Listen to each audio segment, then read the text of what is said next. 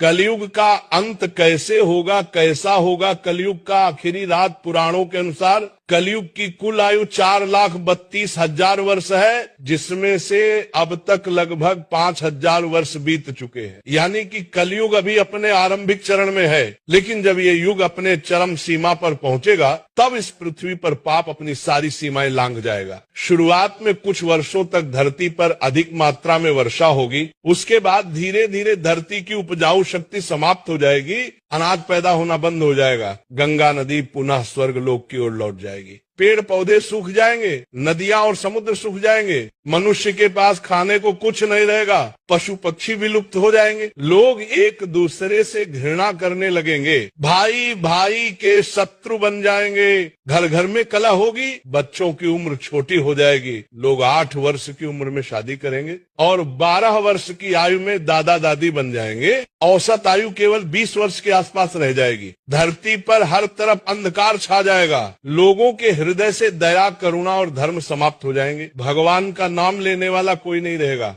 हरि कीर्तन और भजन बंद हो जाएंगे, साधु संतों की हत्या की जाएगी। जब कलयुग अपनी अंतिम सीमा पर पहुंचेगा तब आकाश में 12 सूर्य दिखाई देंगे, उनकी गर्मी इतनी प्रचंड होगी कि धरती पर मौजूद सारा जल वाष्पित हो जाएगा, समुद्र सूख जाएंगे, नदियां गायब हो जाएंगी। उस समय मनुष्य की बुद्धि पूरी तरह नष्ट हो जाएगी, लोग एक दूसरे के मांस खाने लगेंगे, मानव मांस की मंडियां लगेंगी, धरती पर केवल पाप, अधर्म और हिंसा का राज्य होगा। और जब इस पाप की सीमा पूरी हो जाएगी तब भगवान विष्णु कल के अवतार के रूप में पृथ्वी पर अवतरित होंगे। वह अपने दिव्य रूप में सिर्फ 3 दिनों में सभी पापियों का विनाश करेंगे। इसके बाद धर्म की पुनः स्थापना होगी, सतयुग की शुरुआत होगी, धरती फिर से पवित्र और सुंदर बनेगी। लेकिन पुराणों में एक और गहरा संदेश छुपा है। कलयुग में केवल एक ही मार्ग है मुक्ति का, और वह है हरि नाम, हरि भजन और हरि कीर्तन। जो व्यक्ति कलयुग में हरि नाम का स्मरण करता है,